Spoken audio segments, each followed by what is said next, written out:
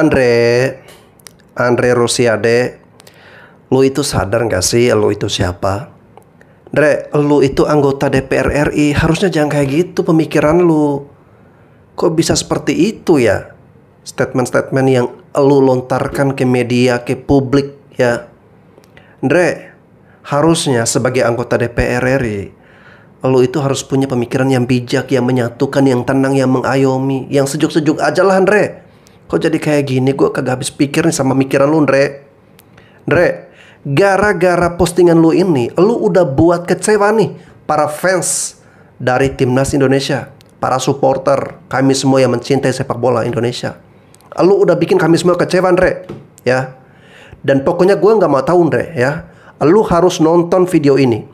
Karena video ini gue akan reaksi kekecewaan dari para fans sepak bola Indonesia untuk lu, Andre, ya. Gue kagak mau tahu, lu harus nonton sampai akhir berikut ini. Astagfirullah, ini Indonesia baru aja menang, ada aja orang modelan kayak gini. Sekelas anggota dewan, provokator. Udahlah, Pak Andre, urus politik aja, gak usah urus bola. Kalau gak ngerti, nih kasih tahu ya, si Mes itu masa pemulihan, dia tuh kemarin cedera lagi, gak 100% fit. Di Eropa ataupun dimanapun, kalau pemain gak 100% fit, dia gak akan dimainin. Meskipun itu pemain udah tercantum dalam 11 pemain yang akan main, terus pas pemanasan dia keseleo, cedera gak 100%, dicoret, diganti. Nah si Mes kayak gitu, bekas cederanya kerasa lagi, gak 100%, gak parah juga cederanya. Di Indonesia juga gak akan dimainin ya, makanya ditarik lagi ke FC20, pemulihan lagi di sana.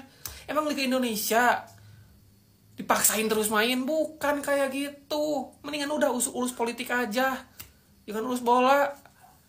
Bang, coba bang bahas bang, ini bang mertuanya Arhan bang. Soal postingan dia yang ini bang, tolong tolong dibahas bang. Gue pertama baca postingan ini boy, di dalam pikiran gue nih, apa sih maksudnya?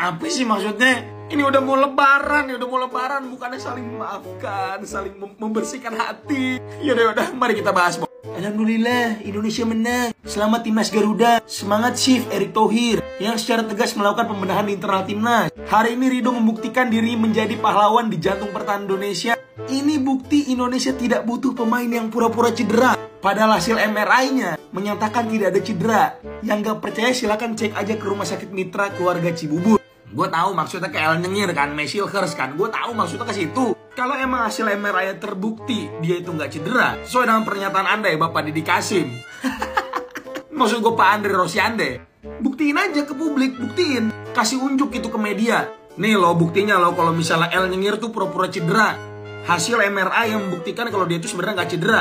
Pemain grade A, harga paling mahal, dibeginiin. Sadar tidak sadar ya Bapak Andre ya, statement antum itu cuma ngerusak momentum kali ini. Yang timnas kita lagi menang, everybody happy. Tapi lu datang seperti sebuah noda, setitik noda di sebuah kain putih yang bersih. Kita semua lagi seneng, lu datang begini. Coba kalau misalnya emang bener ya terbukti, coba tolong buktiin ke media aja, oke? Segitunya amat gara-gara mantunya kagak masuk DSP. So, mereka yang baru terkait dengan statement dari Pak Andre Rosiade ini, tulis di bawah ya. Terima kasih banyak udah follow untuk tema selanjutnya. Bye. Baru aja happy Indonesia menang 1-0 dari Bahrain. Tapi ada hal yang gak menyenangkan untuk para fans timnas. Ini Andre Rosiade, pejabat, ayah dari Aziza, mertua dari Pratama Arhan. Dia menyatakan statement kalau dia ini gak butuh pemain naturalisasi seperti Mes Hilgers. Dia dari kemarin nyentuh Mes Hilgers terus, bukan sekali dua kali. Dan dia tetap kekeh dengan statementnya kalau Hilgers itu pura-pura cedera. Dan kita boleh disuruh cek ke rumah sakit mitra keluarga Cibubur. Ini dia kayaknya menurut gua benar sih, karena dia berani mengungkapkan statementnya bukan sekali dua kali doang, tapi sebelumnya dia udah nyenggol Hilgers. Dan dia berkata bahwa gak boleh ada pemain yang merasa lebih besar daripada timnas, walaupun harga Mes Hilgers 120-an lebih. Mes Hilgers dibilang gak nasionalis karena pulang. Ini gue bacanya agak lucu, karena baru pertama kali pemain cedera nih, pemain cedera dibilang gak nasionalis. Kalau yang bilang itu netizen, gue masih oke lah. Tapi kalau sampai pengamat senior yang bahkan mengaku sebagai A1 ya, itu sih agak disayangkan. Karena ya nggak, mana ada sih pemain yang mau pura-pura cedera hanya karena masalah nasionalisme. Dan gini ya, Messi harus itu umur 23 itu sudah memutuskan untuk membela timnas Indonesia. Bahkan Van Persie bilang dia kalau sabar sedikit itu bisa dipanggil timnas Belanda. Tapi dia memutuskan untuk membela timnas Indonesia. Kurang nasionalis apa? Jadi kalau dibilang masalah nasionalisme, aduh, please deh, jangan mengadu domba. Jangan mengadu domba netizen yang sedang panas. Dan siapa yang mau cedera? Siapa yang sengaja cedera? Nggak ada. Emang Kubarsi kemarin pada saat pulang ke Barcelona, fans Spanyol bakal bilang, oh Kubarsi sengaja biar bisa main sama Barcelona. Kan nggak gitu. Nggak gitu. Dan gue yakin semua yang bermain untuk timnas Indonesia, mau dari pemain lokal, mau dari pemain diaspora, semua punya rasa cinta tanah air yang sama. Dan punya rasa nasionalisme yang sama. Jadi nggak usah diadu domba, nggak usah digiring opini ke hal yang negatif, terutama terhadap pemain. Oke? Segitu dulu. Ngapain sih Pak gini-gini? Ngapain? Kita menang loh. Ya jadi ceritanya mertua Arhan ini bikin story ketika Indonesia udah menang lawan Bahrain gitu. Dia memuji Rizky Ridho, tapi sekalian menjatuhkan pemain satu lagi, pemain yang digantikan oleh Rizky Ridho. Intinya Bapak DPR yang terhormat ini bilang bahwa pemain yang digantikan oleh Ridho ini pura-pura cedera supaya nggak main gitu. Kalau nggak percaya katanya cek aja ke rumah sakit. Dua hal nih yang jadi pertanyaan. Pertama, kita ke rumah sakit rame-rame buat nanyain hasil MRI itu apakah bakal dikasih. Yang kedua ya, apakah semudah itu bagi pihak rumah sakit membocorkan hasil MRI seseorang? Kan kocak. So menurut kalian apa sebenarnya maksud dan tujuan dari bapak yang terhormat satu ini bikin story di Instagram yang memecah? Tulis di komen. Dre, lu dengar sendiri kan? Akhirnya apa? Gara-gara postingan elu, sekarang elu udah membuat banyak netizen, khususnya para pecinta sepak bola nasional ini ya, menjadi kecewa dengan postingan ataupun statement lo. Lu kenapa sih, Dre? Kagak bisa nahan bentar aja, nahan dikit aja ya. Semalam Indonesia sudah berhasil mengalahkan Bahrain. Tentunya kita semua happy, kita semua senang. Harusnya momen seperti ini kita bersyukur ya, serta terus evaluasi dan belajar. Bukannya elu nyindir-nyindir, mencari kambing hitam, menyalahkan. Dan kelihatan sekali, Ndre ya, kayak elu punya semacam ada rasa iri gitu ya. Nggak tahu nih ya, elu iri karena apa. Ya mungkin bisa aja, Ndre ya. Apa mungkin karena menantu lu ya, Arhan nggak dimainin apa gimana, kita nggak tahu ya. Pastinya lu komentar seperti itu menandakan bahwa hati lu itu nggak bersih ya. Ada kebusukan di situ, Ndre. Jadi sebaiknya, Ndre ya, lu sebagai anggota dewan, lu urus aja itu politik, Ndre ya. Jangan bawa-bawa sentimen politik lu itu ke sepak bola.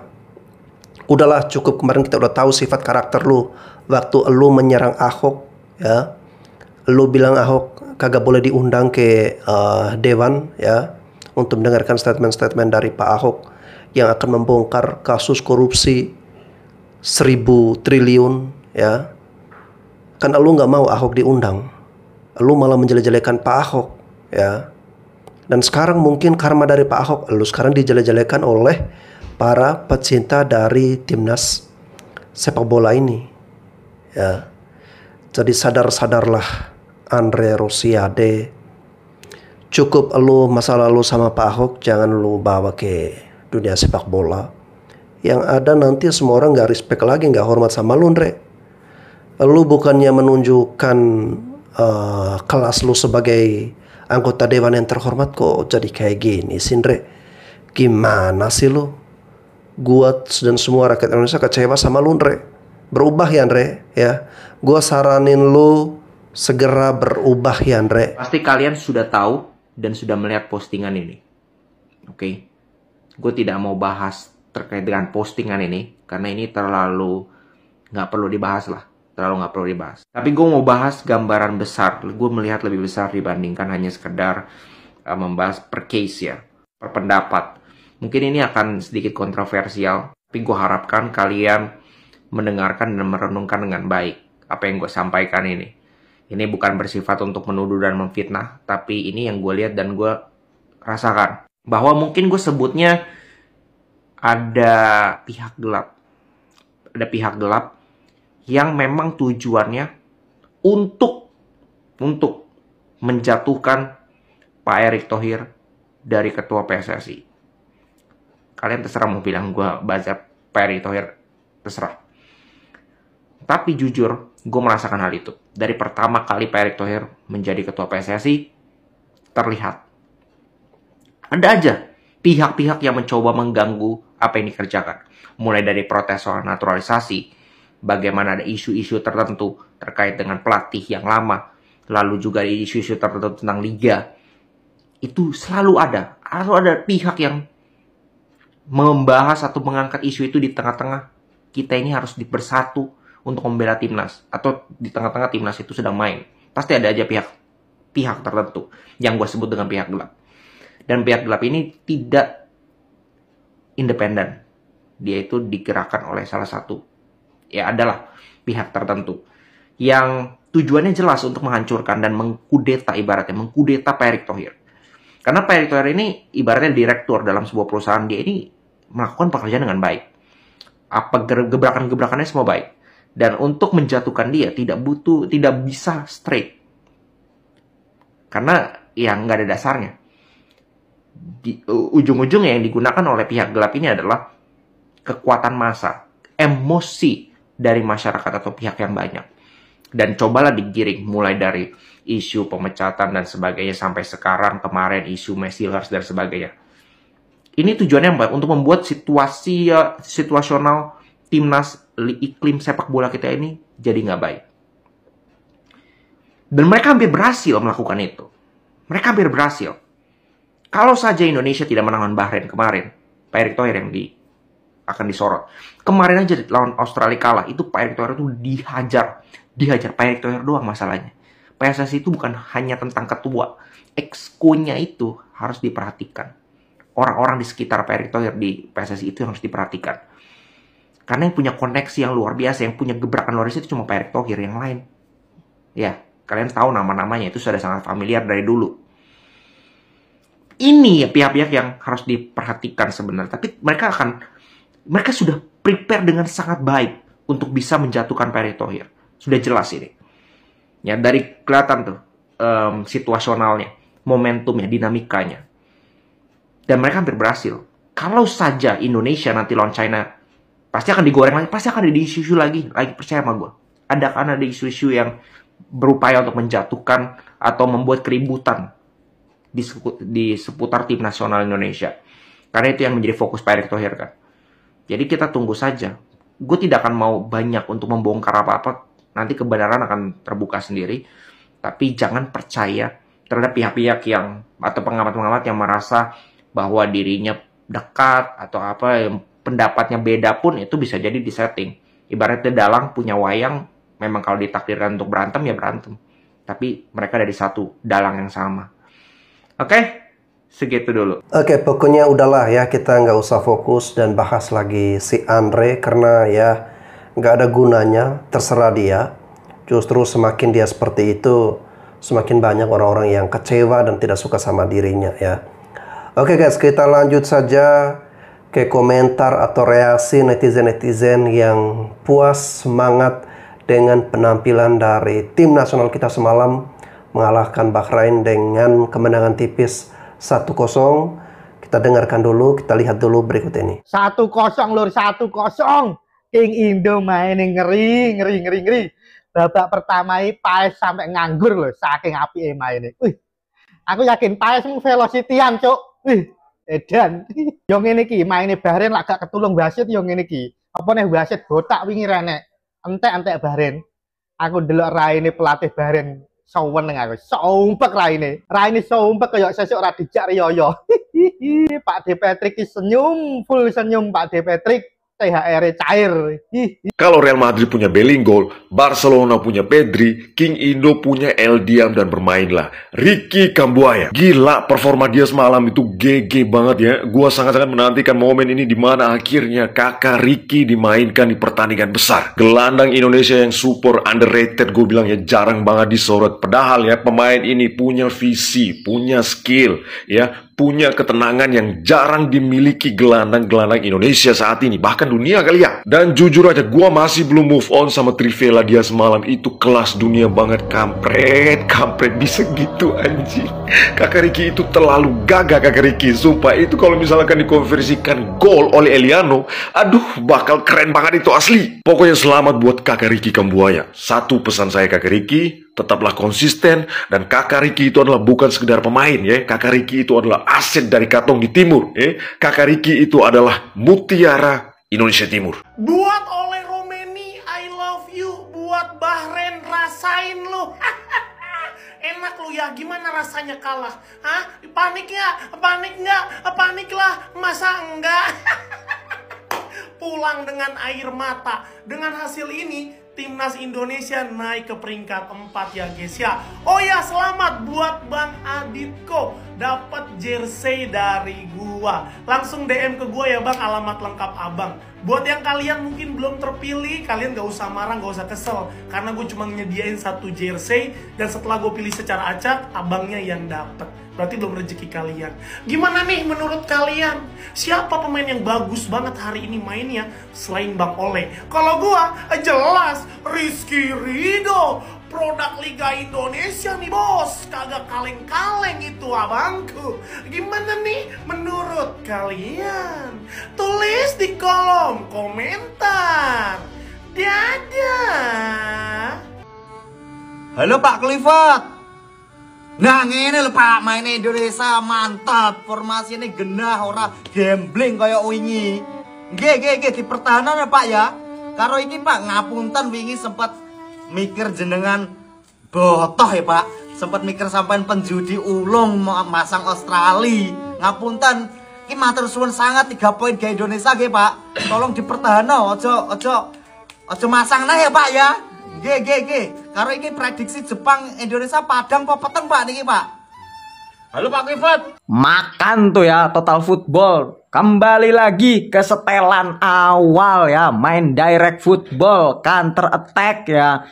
Udah gue bilang apa? Pelu Pesi itu ya cocok main sama Tom Haye bareng. Lihat kan? Tom Haye lebih leluasa kasih passing, kasih umpan ya.